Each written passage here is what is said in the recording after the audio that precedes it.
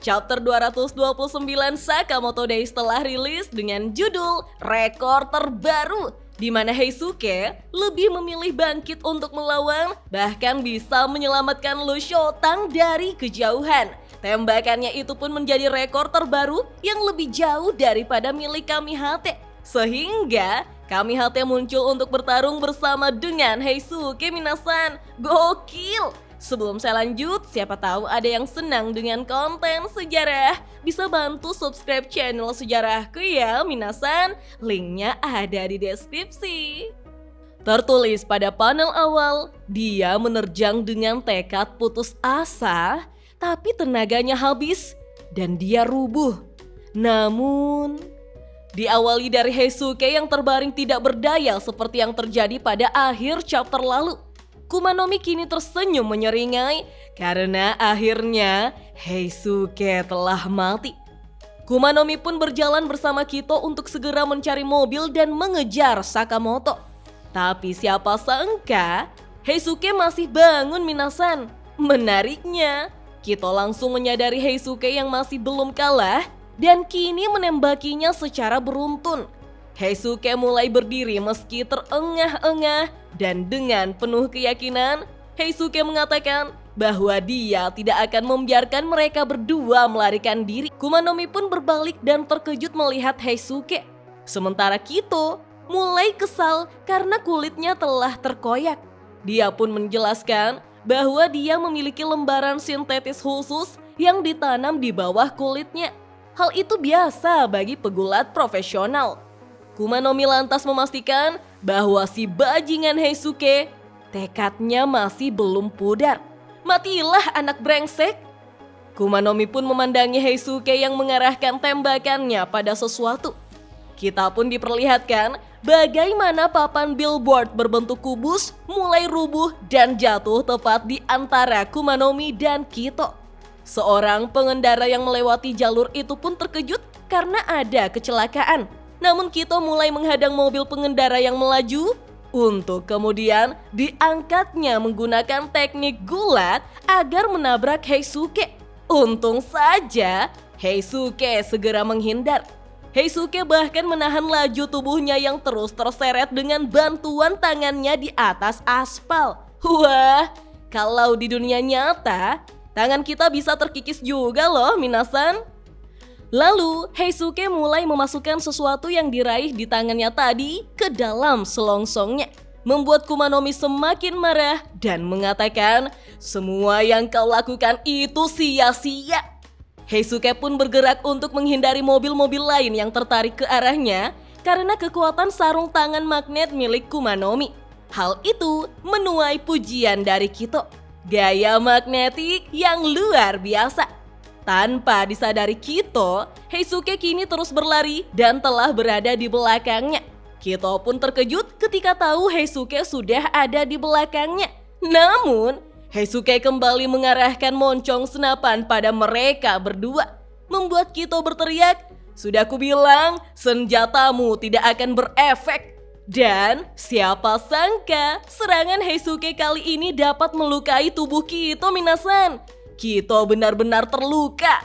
Keduanya tidak menyangka bagaimana bisa peluru itu membuat Kito terluka. Peluru macam apa yang selama ini Heisuke sembunyikan? Heisuke menjawab, itu hanya peluru biasa. Dia hanya menambahkan bekas-bekas besi padanya. Kito pun akhirnya tahu bahwa si bajingan Heisuke, dia menggunakan daya magnet Kumanomi untuk memperkuat tembakannya tadi. Itulah mengapa Heisuke memposisikan dirinya di belakang Kito. Heisuke pun tersenyum mengatakan bahwa dia telah menunggu celah ini sejak awal, menunggu serangan Kumanomi seiring gerakan si pegulat. Dengan sangat marah, Kumanomi berjalan dan langsung menendang perut Heisuke. "Berani-beraninya kau meremehkanku?" Ketika darah kembali membasahi tubuh Heisuke, dia berpikir bahwa sejauh ini dia sudah berhasil. Itu adalah pencapaian baginya. Tapi ini mungkin batas maksimal yang bisa Heisuke lakukan. Tiba-tiba ada Pisuke yang terbang ke arah Heisuke dan mengangkat senapannya, membuat Heisuke meminta maaf pada sahabatnya itu karena lengannya sudah menjadi lemah dia tidak bisa mengangkat senapannya lagi. Meskipun dari jarak seperti ini, Heisuke rasa tembakannya tidak akan mengenai Kumanomi yang sudah mengamuk dengan menarik tiang lalu lintas yang tajam. Tapi begitu Pisuke memposisikan kekeran teropong senjatanya pada suatu arah yang lain, Heisuke begitu terkejut menyaksikan Lu yang sudah terdesak saat ini. Tangan Lu diborgol dan terkait pada tangan polisi pembunuh bayaran. Lalu polisi pembunuh bayaran itu telah unggul dengan menodongkan pistol di wajah Lu. Heisuke kini tidak lagi mempedulikan ancaman Kumanomi di hadapannya karena dia lebih memilih untuk segera menyelamatkan Lu Shotang yang berada dalam bahaya. Segera Heisuke menarik pelatuknya dan menembakkan pelurunya tepat ke arah polisi pembunuh bayaran meskipun sempat mengenai bagian telinga Kumanomi di hadapannya. Dan kita pun diperlihatkan bagaimana tangan polisi pembunuh bayaran yang memegangi pistol langsung putus seketika ketika mengenai peluru jarak jauh dari Heisuke minasan. Tentu saja polisi pembunuh bayaran itu berteriak kesakitan. Saat itulah Lu Shotang dan Nenek Mia juga ikut terkejut. Lu Shotang sampai bertanya-tanya apakah ada yang telah menyelamatkannya.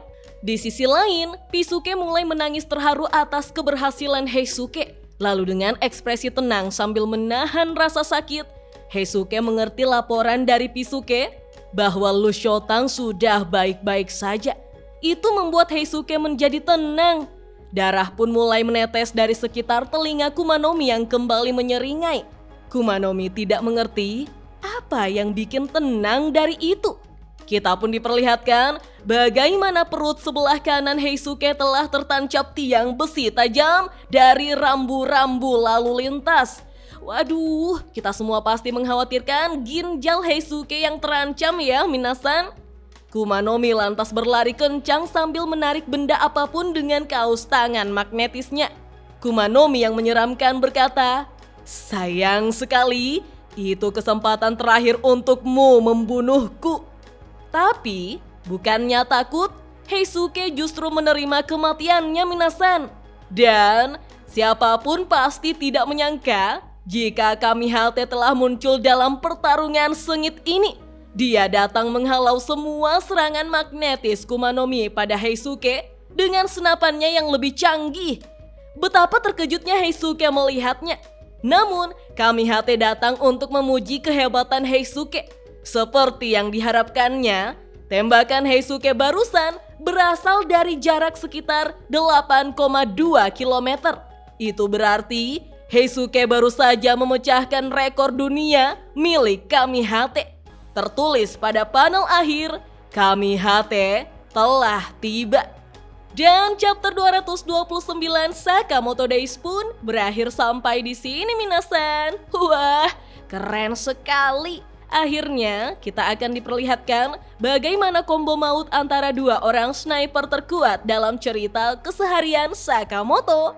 Tapi tetap saja, kenapa sniper atau penembak jarak jauh ini justru menunjukkan dirinya pada pertarungan jarak dekat melawan Kumanomi dan Kito? Heisuke bisa dibilang mampu bertarung jarak dekat dengan teknik tembakan memantulnya.